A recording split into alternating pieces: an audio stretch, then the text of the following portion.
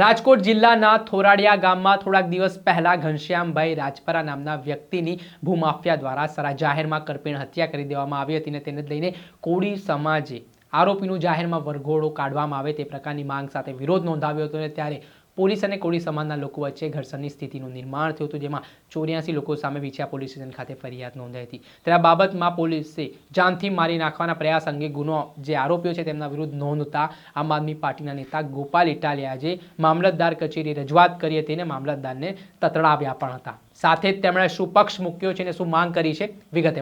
શું તમે અમદાવાદમાં ઘર લેવાનું વિચારી રહ્યા છો, ઘર શોધી રહ્યા છો, તો પછી ચિંતા મૂકી દો। શું કામ ચિંતા કરવાની જરૂરિયાત છે? કેમ કે અમદાવાદના પાલડી વિસ્તાર ખાતે સ્થિત ન્યૂ શારદા મંદિર રોડ પર આનંદ શિવ નામના એપાર્ટમેન્ટમાં એક ફ્લેટ વેચવાનું છે। 3 BHK આ ફ્લેટ છે, તેની અંદાજિત કિંમત 85 લાખ રૂપિયાની આસપાસ છે અને તમે એમાં પણ ચિંતા કરવાની જરૂરિયાત નથી, તમને ફૂલ્લી ફર્નિશ આ વસ્તુઓ મળવાની છે। એટલે અને કપડાં અને વાસણો લઈને સીધા તમને અહીંયા રહેવા માટે જવું છે। અને બીજી ખાસિયત હું આ ફ્લેટની બતાવવા માંગીશ કે આનંદ શિવ જે એપાર્ટમેન્ટ છે ત્યાંથી 50 મીટરના અંતરે ભીમનાથ મહાદેવનું મંદિર આવેલું છે। 50 મીટરની અંતરે શ્રેયાસ મેટ્રો સ્ટેશન પણ આવેલું છે। એટલું જ નહીં, ભીમનાથ મહાદેવ મંદિરની બાજુમાં જૈન મંદિર પણ આવેલું છે, એટલે તમે ધાર્મિક રીતે પણ જોડાયેલા હો, સાથે તમને હરવા ફરવાના શોખીન હો તો ખૂબ જ સુવર્ણ તક માનવામાં આવી રહી છે। એટલું જ નહીં, આ જે ફ્લેટની ખાસિયત એવી છે કે આમાં તમને 3 BHK ફ્લેટ તો મળશે, સાથે સાથે 60 વાર એક જગ્યા પણ છે તે આપવામાં આવશે। આજે જ આ સ્ક્રીન ઉપર દેખાઈ રહેલા નંબર ઉપર સંપર્ક કરીને વધુ વિગતો મેળવો। વાત કરીએ। નમસ્કાર દર્શક મિત્રો, સ્કાયનેટ મીડિયામાં આપનું સ્વાગત છે। હું છું ફૈઝાન। આજથી થોડાક દિવસ પહેલા રાજકોટ જિલ્લાના વિછિયા તાલુકાના થોરાડિયા ગામમાંથી એક ભૂમાફિયા વિરુદ્ધ લેન્ડ ગ્રેબિંગની ફરિયાદ કરવા બદલ કોળી સમાજના એક વ્યક્તિ જેમનું નામ છે ઘનશ્યામ રાજપરા, તેમને પોતાનું જીવન ગુમાવવું પડ્યું હતું। તે ઘટના પાછળનું કારણ છે કે જે ભૂમાફિયા છે તે માથા ભારે હોવાની વિગતો કહેવાઈ રહ્યું છે અને બસ તેનું અહમ ગવાયું અને તેણે સરા જાહેરમાં ઘનશ્યામભાઈની હત્યા નિપજાવી દીધી। આ ઘટનાના કારણે કોળી સમાજમાં ભારે આક્રોશ ફાટી નીકળ્યો હતો। આ મામલાના સંદર્ભમાં વિછિયા પોલીસ સ્ટેશન ખાતે મોટી સંખ્યામાં કોળી સમાજના લોકો ઉમટી પડ્યા હતા અને આરોપીનું જાહેરમાં સરઘસ કાઢવામાં આવે તે પ્રકારની માંગ કરી હતી। જોકે આ મામલામાં વિછિયા પોલીસે આરોપીનું સરઘસ ના કાઢતા પોલીસ અને કોળી સમાજના લોકો આમને સામને આવી ગયા હતા અને સામસામે અથડામણની સ્થિતિનું નિર્માણ થયા બાદ પથ્થરમારો છે તે કરવામાં આવતા વિછિયા પોલીસ સ્ટેશનના કેટલાક પોલીસ કર્મચારીઓ છે તે ઘાયલ પણ થયા હતા અને આ મામલે 84 જેટલા લોકો સામે નામજોગ ફરિયાદ કરવામાં આવી હતી અને જે આરોપીઓ છે તેમના વિરુદ્ધ જાનથી મારી નાખવાની કલમો હેઠળ ગુનો નોંધવામાં આવતા વિવાદ વકર્યો છે। આ ઘટનાને લઈને આજે આમ આદમી પાર્ટીના નેતા ગોપાલ ઇટાલિયા છે તે મામલતદારને મળવા માટે પહોંચ્યા હતા અને જે 84 જેટલા કોળી સમાજના લોકો વિરુદ્ધ ફરિયાદ નોંધવામાં આવી છે અને જે જાનથી મારી નાખવા માટેની જે કલમો લગાવવામાં આવી છે તેમની સામે તેમણે રોષ પણ વ્યક્ત કર્યો છે અને સાથે જ મામલતદારને તતડાવતા શું વાત કહી છે। વિછિયામાં જે ઘટના બની એ ઘટનામાં પોલીસે જે કાર્યવાહી કરી છે એ તદ્દન ગેરકાયદેસરની, ગેરવ્યાજબી અને ગેરબંધારણીય છે અને આવી ગેરકાયદેસરની કાર્યવાહી કરી હોવા છતાંય એક્ઝિક્યુટિવ મેજિસ્ટ્રેટ એટલે કે મામલતદારે અત્યાર સુધી કોઈ કાર્યવાહી કરી નથી, એ ગંભીર ગુનો છે। પોલીસે નિર્દોષ માણસો ઉપર 307 લગાવી જાનથી મારી નાખવાની કોશિશનો ગુનો લગાવ્યો। જો તમે FIR વાંચી હશે તો ખબર હશે, પોલીસની FIR મેં વાંચી, એમાં પોલીસે એવું લખ્યું છે કે PITB જાની છે એને જમણા હાથની આંગળીમાં અને કાંડામાં પથ્થર વાગ્યો FIR પ્રમાણે। PIVV ઓડેદરા છે એને જમણા પગના નળામાં પથ્થર વાગ્યો। PSI સરવૈયા છે એને ડાબા પગના પંજામાં પથ્થર વાગ્યો। PSI ગોહિલ છે એને ડાબા પગના નળામાં પથ્થર વાગ્યો। હેડ કોન્સ્ટેબલ પ્રકાશ નામનો વ્યક્તિ છે એને ડાબા હાથની આંગળીમાં પથ્થર વાગ્યો। મહિલા પોલીસ કોન્સ્ટેબલ સવિતાબેન છે એને ડાબી આંખ પાસે પથ્થર વાગ્યો। GRD મુકેશ છે એને પીઠમાં વાગ્યો। આ પોલીસના શબ્દો। આ તમામ લોકોને પગમાં અને હાથમાં પથ્થર વાગ્યો તો તમે એક મામલતદાર તરીકે વિચારો કે હાથમાં પથ્થર વાગે માણસ મરી જાય? જાનથી મારવાની માટે ક્યાં મારવું પડે અને શું મારવું પડે? તો પોલીસને નથી ખબર કે આ ખોટું થઈ રહ્યું છે। કોઈને જાનથી મારવો ક્યાં મારવું પડે? પગમાં મારવું પડે, માથા મારવું પડે અને પથ્થર મારવો પડે, ધોકો મારવો પડે? આટલી હદે રાજકારણ પ્રેરિત FIR કરી કે તમામ પોલીસ FIR માં એને જ લખ્યું છે કે પગમાં વાગ્યું, હાથમાં વાગ્યું, પગમાં વાગ્યું, હાથમાં વાગ્યું અને 308 લગાવી દીધી નિર્દોષ માણસો ઉપર। પગમાં પથ્થર વાગે માણસ કેવી રીતે મરે? જે ઘટનાથી માણસ મરવાની કોઈ સંભાવના નથી એ ઘટનાને 307 નું સ્વરૂપ આપવું મામલતદાર જોઈ રહ્યા છે। તો કોની પાસે ન્યાય માંગવા જવાનું? આખી ઘટનામાં 307 ની કલમ નિર્દોષ માણસો પર પોલીસે લગાવી છે. હું એક્ઝિક્યુટિવ મેજિસ્ટ્રેટ પાસે અપેક્ષા હું લેખિતમાં આપવાનો છું. તમે આની પર શું મોટો કોગ્નિઝન્સ લ્યો. તમારી પાસે મેજિસ્ટ્રેરિયલ પાવર છે, એ તો કઈ ખાલી 151 ની અરજીઓ પર સહી કરવાના જ છે કે 151 આવીને સહી કરી, આવીને સહી કરી, બીજું શું કરશે મેજિસ્ટ્રેટ? અહીંયા પોલીસે ગેરકાયદેસરનો લાઠીચાર્જ કર્યો. આપના ધ્યાનમાં સાહેબ, લાઠીચાર્જ કરતા પહેલા એક્ઝિક્યુટિવ મેજિસ્ટ્રેટની પરમિશન લેવી પડે એવું તમારા નોલેજમાં છે? આ ઘટનામાં પોલીસે પરમિશન લીધી છે તમારી? ઓરેલી પરમિશન તમારા એગ્રીમેન્ટ મેજિસ્ટ્રેટ હાજર જ હતા, ડેપ્યુટ કરેલા જ હતા. એફઆઈઆર માં તો ઉલ્લેખ નથી કે પરમિશન થી લાઠી. જ્યારે કોઈ ઘટના, કાયદાની વાત કરું છું, કે કોઈ ટોળું વિખેરાઈ જવાની સૂચના આપવા પછી પણ ન વિખેરાય અને પોલીસને બળ પ્રયોગ કરવાની જરૂર પડે ત્યારે એક્ઝિક્યુટિવ મેજિસ્ટ્રેટની પરવાનગીથી બળ પ્રયોગ કરવો. લાઠીચાર્જ કર્યો, ગાડીઓ તોડી નાખી, તમારી પરમિશનનો એફઆઈઆર માં ઉલ્લેખ નથી. પોલીસ તો રાજકીય હાથો બને છે. કાલે તમારા હાઈકોર્ટમાં જવાબ આપવો પડશે.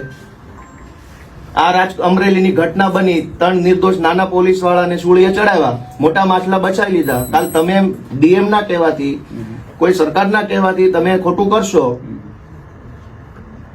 તો આ કેટલું વ્યાજબી છે? તમારી જવાબદારી શું મોટો કોગ્નિઝન્સ લેવાની છે, અને પોલીસે જે દમન કર્યું છે એની પર કાર્યવાહી કરવાની તમારી જવાબદારી છે, જે તમે કર્યું નથી. પોલીસે નિર્દોષ લોકોની ગાડીઓ તોડી નાખી. ગાડીઓએ કયો ગુનો કર્યો? સીસીટીવી દેખાય છે, આમ દંડા મારી મારીને તોડી નાખે છે. તો એ વ્યાજબી છે? તમે કયો મને, વ્યાજબી છે? વ્યાજબી છે? બરાબર છે, પણ હવે તો જે સમય સંજોગ ઉજવું છે. અરે સમય સંજોગ તો શું માથું, આજે મને ઉશ્કેરાટ આવી જાય, હું આ ટેબલ ઉપર હાથ પછાડીને કાચ તોડી નાખું તો વ્યાજબી છે? તમે એને વ્યાજબી માનશો તો હું તોડી નાખું કાચ. તો પોલીસે ગાડી શું કામ તોડી નાખી?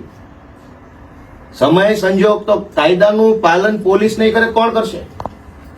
અને હું સૌથી ગંભીર પ્રશ્ન તરફ તમારું ધ્યાન દોરું. તમારે આનું લેખિતમાં કાર્યવાહી કરવી પડશે. હું તમને હાઈકોર્ટમાં ઉભા રાખીશ. હું કહી દઉં છું, પોલીસ ભલે કોંચીભાઈનો હાથો બને, તમારે જવાબ આપવા પડશે.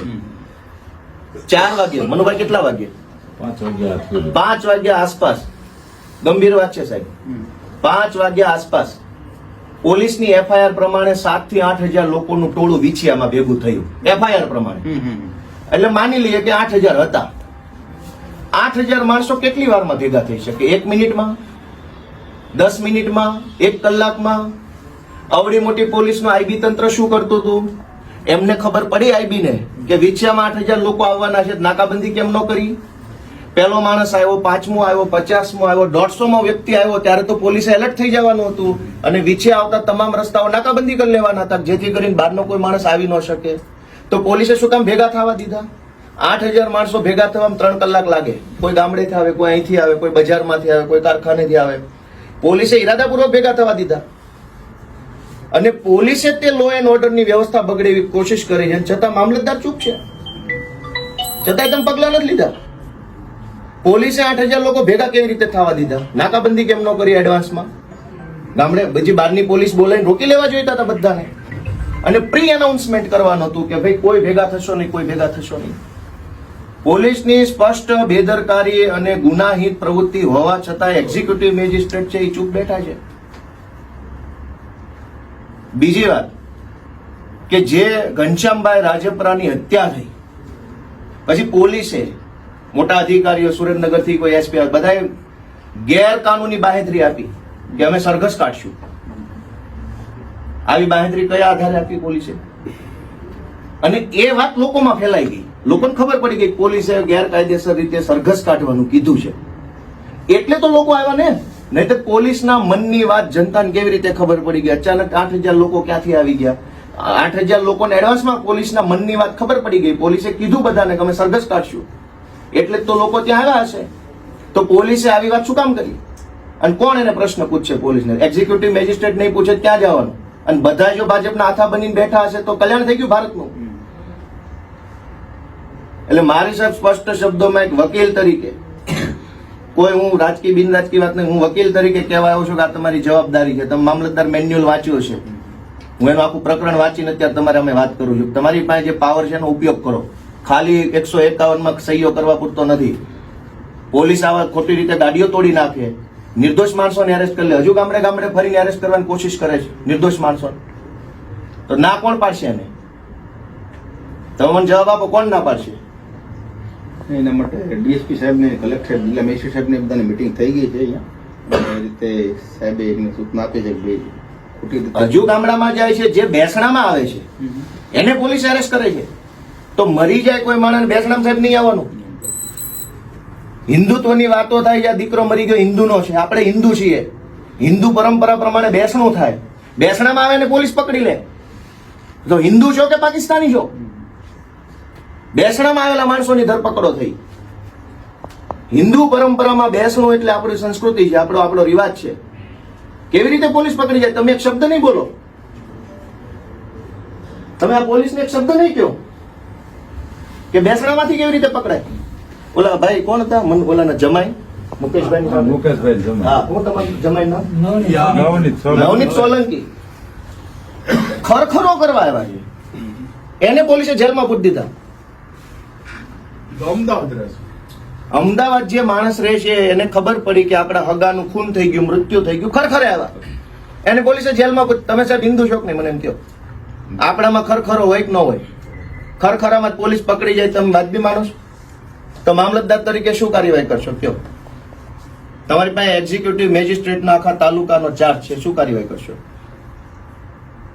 કે તમે ખાલી કલેક્ટર કે એમ જ દોડશો? ડીએસપી કલેક્ટર તો મોટા હોદ્દાઓ છે, એ બચી જાય, નાના માછલા પકડાઈ જશે. આમાં ખરખરામાંથી માણસો ઉઠાવી જાય. ગાડીઓ પકડીને પૂરી દીધી પોલીસે. કેટલી ગાડીઓ પોલીસના કેમ્પસમાં મૂકી રાખી છે એમ નામ, અને દમ દાટી મારીને ગાડીઓ છોડે છે. ત્યાં કારખાના છે વિછાની બજારમાં, લોકો હીરા ઘસે છે. એક તો વેપારી, શું નામ એનું, ઓલા સીસીટીવી વાળા તસવીર, સનાળી ગામના એક આગેવાન છે, પટેલ છે, રીતેશ પટેલ હરણિયા. એ એની ઓફિસમાં બેઠા છે, સીસીટીવી ચાલુ છે. એને આ ઘટના સાથે કઈ લેવા દેવા નથી. એની જ્ઞાતિ પટેલ છે. આ ઘટનામાં મુખ્યત્વે આક્રોશ કોળી સમાજમાં હતો, તો સ્વાભાવિક એમ સમજી શકાય કે અન્ય સમાજનો વ્યક્તિ આક્રોશમાં ન હોય.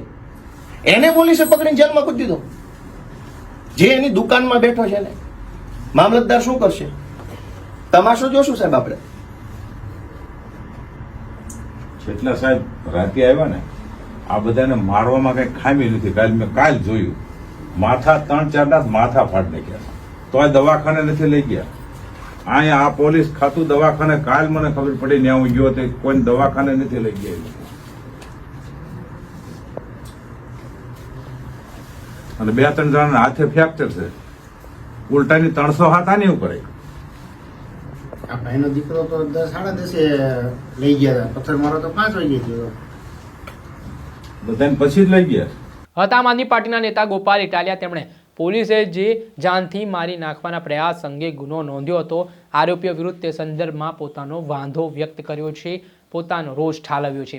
સાથે જ જે લોકો હાલ મૃતક છે ઘનશ્યામભાઈ, તેમના ત્યાં બેસણામાં જઈ રહ્યા છે, ત્યાં પણ પોલીસ ત્યાં બેસણામાં આવતા લોકોની ધરપકડ કરતી હોય તે પ્રકારના આરોપો પણ ગોપાલ ઇટાલિયા દ્વારા લગાવવામાં આવ્યા છે. અને તેમણે આ મામલે જે રીતે પોલીસ કાર્યવાહી કરી રહી છે તેમાં મામલતદાર સંજ્ઞાન લઈને આ ઘટનાના સંદર્ભમાં પોતાનું મૌન તોડે તે પ્રકારની વાત પણ પોતે રજૂઆત કરીને તેમણે જણાવી છે.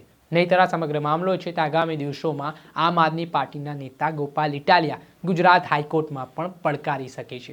ત્યારે હવે જોવાનું કે આ સમગ્ર ઘટનાના સંદર્ભમાં જે વેચિયામાં પથ્થરમારો બન્યો અને જે રાજકારણ ગરમાયું છે, આરોપ પ્રત્યે આરોપ લાગી રહ્યા છે, ત્યારે આ ઘટનામાં આગામી દિવસોમાં શું સત્ય બહાર આવે છે. દર્શક મિત્રો, અત્યાર સુધીમાં બસ આટલું. આવા નવા વિડીયો સાથે આપને માહિતગાર કરતા રહીશું. એટલે નવજીવન ન્યૂઝની ચેનલને આપ લાઈક કરી લો, સબસ્ક્રાઇબ કરી લો અને શેર કરવાનું ભૂલતા નહીં. વૈષ્ણવજન તો તેને કહીએ જે પીડ પરાઈ જાનાને રે. આમ આદમી પાર્ટીના નેતા ગોપાલ ઇટાલિયા, તેમનું કહેવું છે કે જ્યારે પોલીસ કર્મી પોતાના ફરજ ઉપર હતા અને જે આખી ઘટના બની તેમાં કોળી સમાજના લોકોને ઉશ્કેરવામાં આવ્યા અને જે પથ્થરમારો થયો તેમાં પોલીસ કર્મીઓના હાથના ભાગે, પીઠના ભાગે એમ અન્ય જગ્યાએ ઈજા પહોંચી છે, તો પણ આ ઈજાઓ પહોંચવાના પગલે જાનથી મારી નાખવાની ફરિયાદ નોંધવામાં આવી છે. એટલે આ રાજકીય નેતાઓના ઇશારે આ ફરિયાદ નોંધાઈ હોય તે પ્રકારના આરોપો ગોપાલ ઇટાલિયાએ કર્યા હતા. અને સાથે એક મામલતદાર તરીકે તમે કેમ મૌન બેઠા છો તે પ્રકારના સવાલો પણ તેમણે મામલતદારથી પૂછ્યા હતા. તેમણે કહ્યું છે કે સમગ્ર ફરિયાદ છે તે રાજકીય ઇશારે થયેલી ફરિયાદ છે, જેમાં નિર્દોષ લોકો પણ આમાં પીસાઈ રહ્યા છે. દરેક મામલતદાર તરીકે તમે કાર્યવાહી કરો અને આ જે ઘટનાક્રમ સર્જાયો છે તેમાં નિર્દોષ લોકોને ન્યાય મળે તે માટે પગલાં લો, નહીંતર આગામી સમયમાં તમને પણ હાઈકોર્ટ સુધી હું લઈ જઈશ, તે પ્રકારની ચીમકી પણ ગોપાલ ઇટાલિયાએ મામલતદાર સમક્ષ ઉચ્ચારી હતી. દર્શક મિત્રો, અત્યાર સુધીમાં બસ આટલું. આવા નવા વિડીયો સાથે આપણે માહિતગાર કરતા રહીશું, એટલે સ્કાયનેટ મીડિયાને લાઈક કરો, સબસ્ક્રાઇબ કરો અને શેર કરવાનું ભૂલતા નહીં.